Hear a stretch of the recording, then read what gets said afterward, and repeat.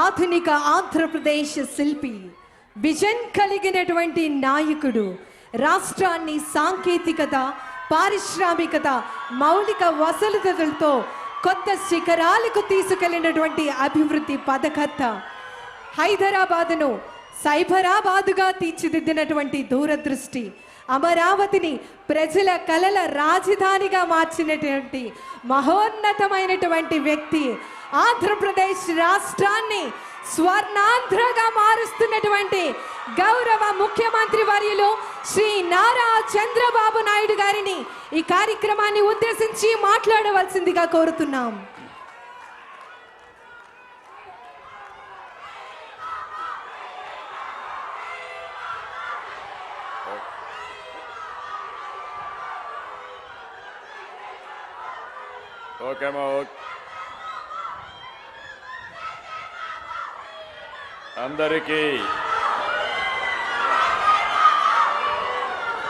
అందరికీ నమస్కారాలు.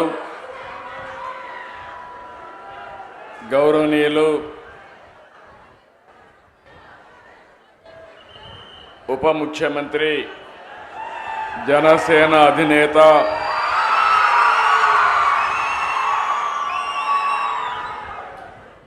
ఎప్పుడు కూడా ఒకటే ఆలోచన, మీరు మంచి పనులు చేయండి, నేను అండగా ఉంటానని మొదటి నుంచి చెప్తున్న వ్యక్తి పవన్ కళ్యాణ్ గారని చెప్పి మీ అందరికీ విజ్ఞప్తి చేస్తున్నాను. అదే మరి గౌరవనీయులు మంత్రివర్గ సభ్యులు నారా లోకేష్ గారికి, బీజేపీ రాష్ట్ర అధ్యక్షులు గౌరవనీయులు పివిఎన్ మాధవ్ గారికి, గౌరవ పార్లమెంట్ సభ్యులు కేశినేని శివనాథ్ గారికి, గౌరవ శాసనసభ్యులు బోండా ఉమామహేశ్వరరావు గారికి, గద్దె రామ్మోహన్ రావు గారు, ఆర్టీసీ చైర్మన్ కొనకళ్ళ నారాయణరావు గారు, వైస్ చైర్మన్ పిఎస్ మునరత్నం గారు, ప్రిన్సిపల్ సెక్రటరీ కాంతిలాల్ దాండే గారు, ఎండి ఏపీఎస్ఆర్టీసీ ద్వారకా తిరుమలరావు గారు, ఈరోజు ఈ కార్యక్రమంలో మా పక్కన కూర్చున్న ఆడబిడ్డలు శ్రీమతి ఉమా, శ్రీమతి రత్నవేణి, వీళ్ళిద్దరిని కూడా మీ అందరి తరపున ప్రతినిధులుగా ఉచిత ప్రయాణ సౌకర్యాన్ని ఏర్పాటు చేస్తున్నాం. కాబట్టి మొదటి లబ్ధిదారులుగా వారిని గుర్తించి వారిని గౌరవించామని చెప్పి నేను మీకు తెలియజేస్తున్నా. ఇక్కడుండే మీకే కాకుండా రాష్ట్రంలో ఉండే 2,62,00,000 మంది మహిళలకు విజ్ఞప్తి చేస్తున్నా. ఈరోజు నేను చేసిన కార్యక్రమం స్వాతంత్ర దిన సందర్భంగా చేశాను.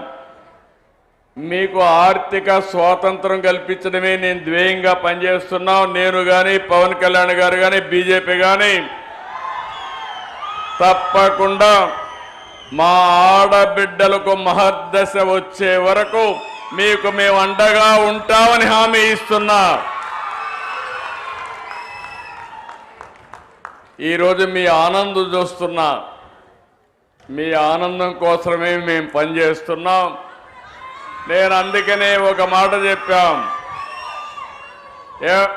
ఏమమ్మా ఆడబిడ్డలు అందరూ ఆనందంగా ఉన్నారా? అక్కలు చెల్లెళ్ళు ఆనందంగా ఉన్నామంటే ఊరంతా అయినపేట గట్టిగా చప్పట్లు కొట్టి హర్షాన్ని వ్యక్తం చేయండి.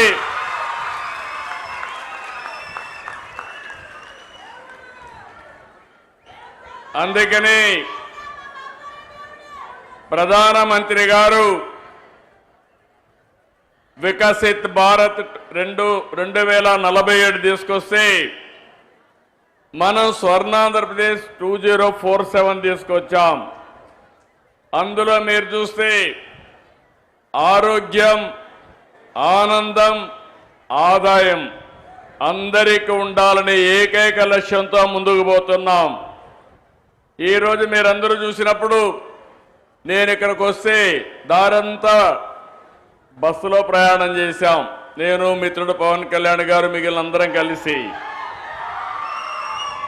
మీ ముఖాల్లో ఆనందం చూస్తే నాకు అనిపించింది నా పూర్వజన్మ సుకృతం ఇది, నా ఆడబిడ్డలకు మంచి చేశారని ఒక ఆనందం, ఒక తృప్తి.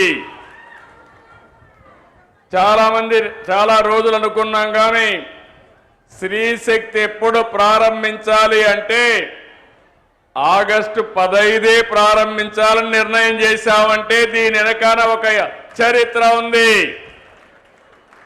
మీకు ఆర్థిక స్వాతంత్రం తేవడం, ఆడబిడ్డల గౌరవాన్ని పెంచడానికి ఈ ఎన్డీఏ ప్రభుత్వం పనిచేస్తా ఉందని మరొకసారి మీ అందరికీ విజ్ఞప్తి చేస్తున్నా.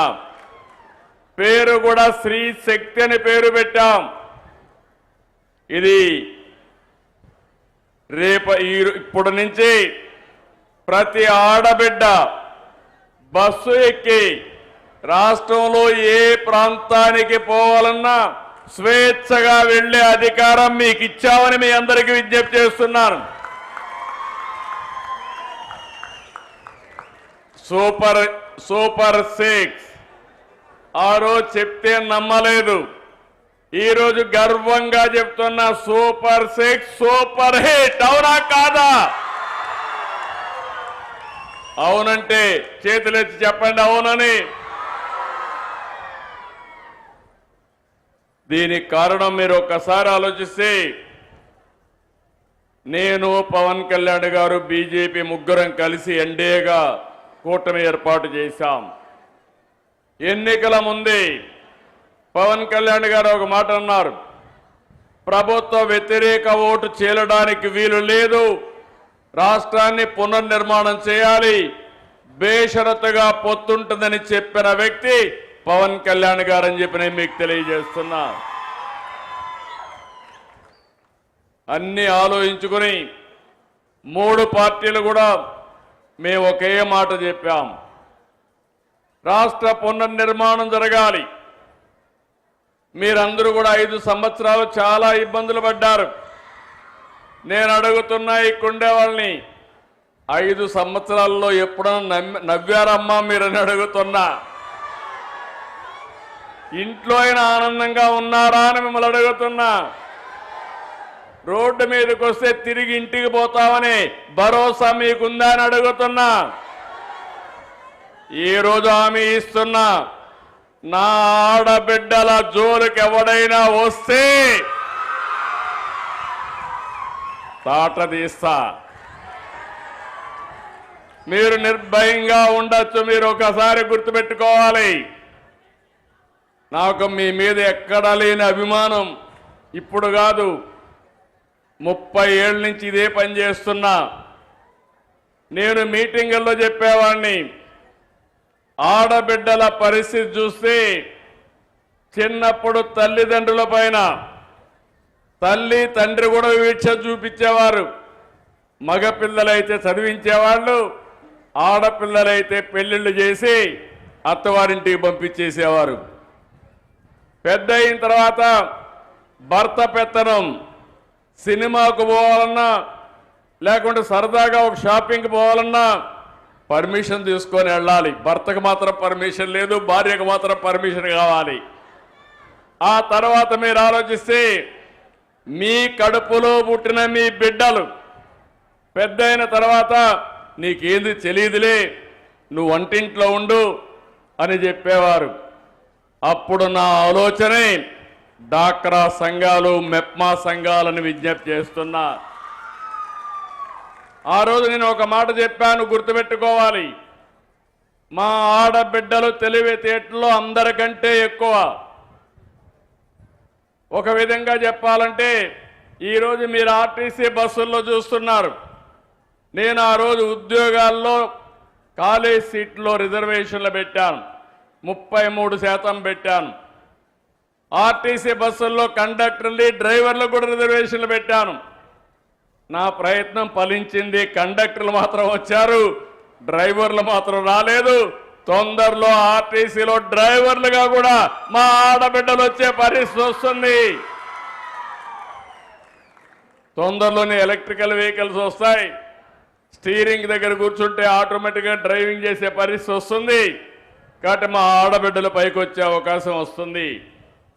ఆ రోజు నేను డాక్రా సంఘాలు పెట్టి అనేక విషయాలు మీకు నేర్పించాను. ఆఫీస్కి ఎట్టబోవాలో చెప్పాను, ఆదాయాన్ని ఎట్ట పెంచుకోవాలో చెప్పాను. మీరు రూపాయి పొదుపు చేయండి, నేను రూపాయి ఇస్తానని పొదుపు ఉద్యమానికి శ్రీకారం చుట్టాం. మీరు ఫైల్స్ తీసుకెళ్తా ఉంటే మగవాళ్ళు ఎగతాళి చేశారు ఆ రోజు. కానీ ఈరోజు నేను గర్వంగా చెప్పగలుగుతున్నా, ప్రతి ఒక్క కుటుంబంలో ఆ కుటుంబానికి ఆర్థిక ఆసరాగా తయారైంది నా తెలుగింటి ఆడబిడ్డలని మరొక్కసారి విజ్ఞప్తి చేస్తున్నా. సుదీర్ఘ ప్రయాణం. మొట్టమొదటిసారిగా ఈ రాష్ట్రంలో మనం గుర్తుపెట్టుకోవాలి, ఆడబిడ్డలకు ఆస్తిలో సమాన హక్కు ఇచ్చిన నాయకుడు నందమూరి తారక రామారావు గారు. ఆడబిడ్డలు చదువుకోవాలని మహిళా విశ్వవిద్యాలయాన్ని ఏర్పాటు చేసిన వ్యక్తి ఎన్టీఆర్.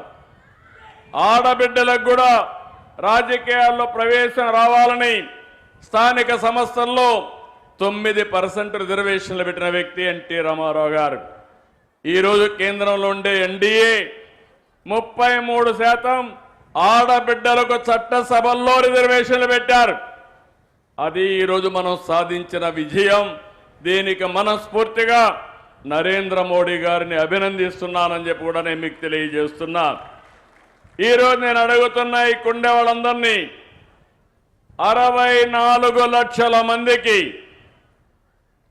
ఎన్టీఆర్ భరోసా పింఛన్లు ఇచ్చాం. మీరు ఒక్కసారి గుర్తుపెట్టుకోవాలి, ఒకప్పుడు మీరు చూస్తే 5 ఏళ్లు పట్టింది 2000 నుంచి 3000 చేయడానికి. నేను వస్తానే ఒకే మాట చెప్పాను, ఏప్రిల్ నుంచి ఇస్తానని.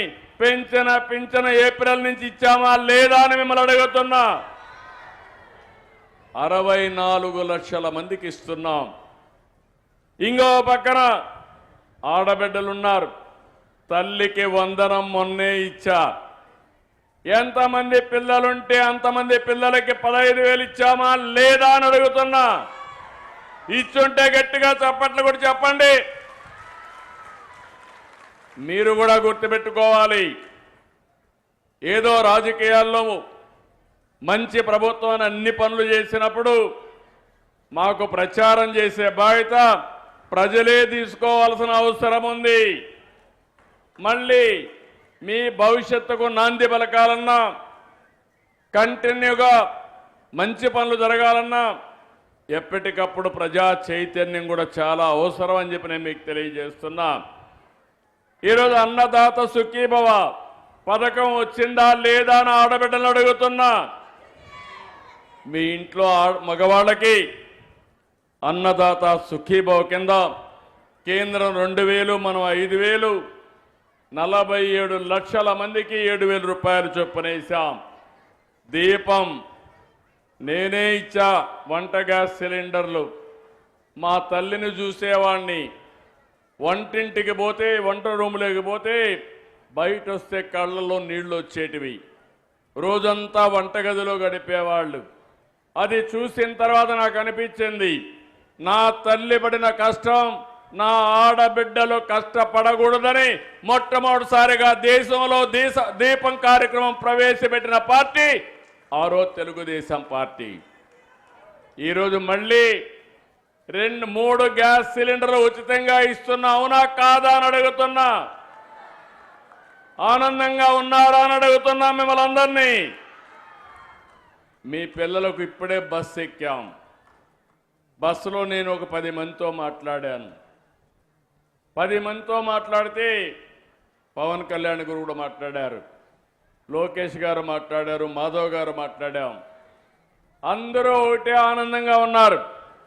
ఈరోజు మాకు 1,500 నుంచి 2,000 రూపాయలు నెలకు భారం తగ్గుతా ఉంది, ఖర్చు తగ్గుతా ఉందని ఆడబిడ్డలు ఆనందపడే పరిస్థితికి వచ్చారు. అది ఈరోజు స్త్రీ శక్తి పథకం వల్ల లాభం అని చెప్పి కూడా నేను మీకు తెలియజేస్తున్నా.